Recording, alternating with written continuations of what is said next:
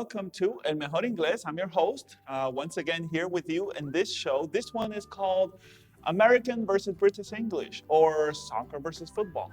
Football. What about soccer? Do you like either of them?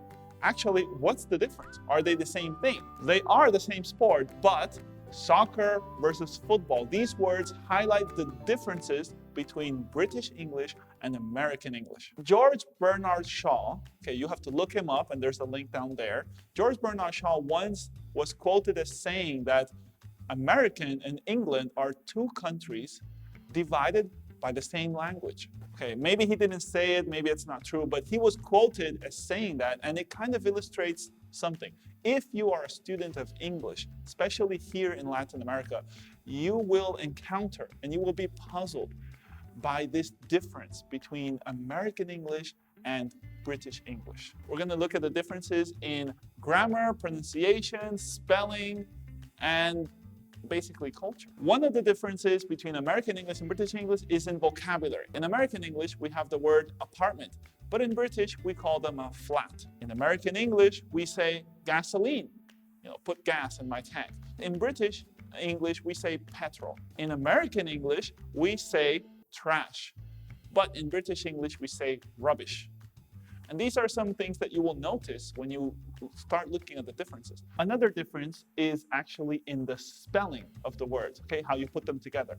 In American English, you have the word center, and you can see these on the screen. You have center, and in British English, we have center. Another thing is theater and theater. Another difference is in the grammar between British and American English. In American English, we use the present perfect tense a lot less. In British, they use it a lot more to say general sentences. Another thing is that in American English, we use the word have. I have something. Whereas in British English, you say have got. But I'm going to get to the main point. The main point is, and the one that everybody notices all the time, is pronunciation. It's what you notice the most, don't lie. And this is the one thing. You thought maybe as a student, you thought it was just the pronunciation. That's why I wanted to start with the other things, but the main thing is the pronunciation. That's what you hear a lot. Okay, I'm gonna put up some words and I'm gonna say them with the British pronunciation versus the American pronunciation. You will hear the differences. For example, in the British pronunciation, we have the word adult.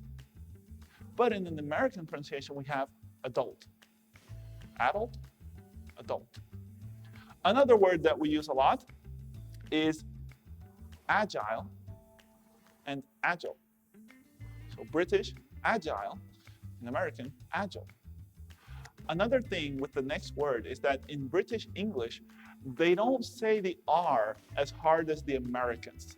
So in British English, you will hear someone say, oh, that's very hard. It's very hard to do. But in American English, you will hear hard. Another difference in the pronunciation of British English and American English is the famous T. Okay, in British English, they chose to say the T in the middle of words a lot stronger than in American English. But on the other hand, in the British English, they don't focus so much on saying the endings of words, whereas in American English, they say them a little more. So you have words like butter, butter, right? The T, you can hear this T, butter, in British English, whereas in English, they'll say butter.